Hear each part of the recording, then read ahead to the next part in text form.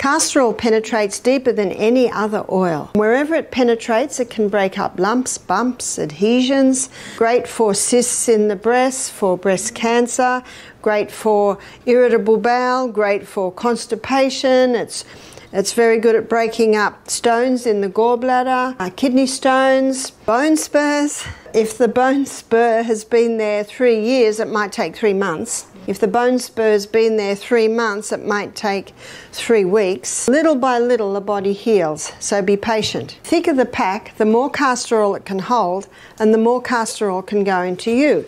I've cut up an incontinence pad. I've cut it up, and I've opened it up, and I've put a few layers of cloth in there to make it thicker. Masking tape on the edge.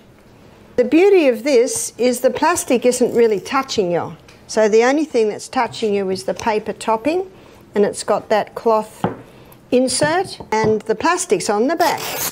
And the plastic is really just to protect your clothes and stop oil going everywhere, which you don't want. Well, I'm just going to seal those edges. I just staple the edges.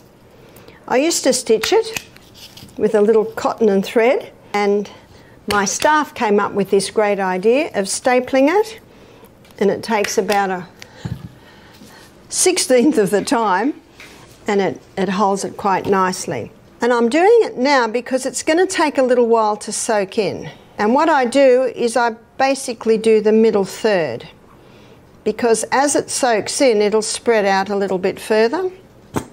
I can't hold that up now, but probably in about 15 minutes I will be able to hold it up. You see, it's such a thick oil, it just sits on top. So you've got to give it time to soak through. I haven't covered it because then there's no leeway for the excess oil to go. And also when it goes on your hot body, the oil will thin and spread out a little bit more. So you want to give a little bit of room for spreading. This compress can be used maybe every day for a month, because it's not drawing anything out of you. It's just a vehicle to hold the oil so it can go into you. And this size I've made here, that's a great size for chest, for congested chest. That's a great size for abdomen.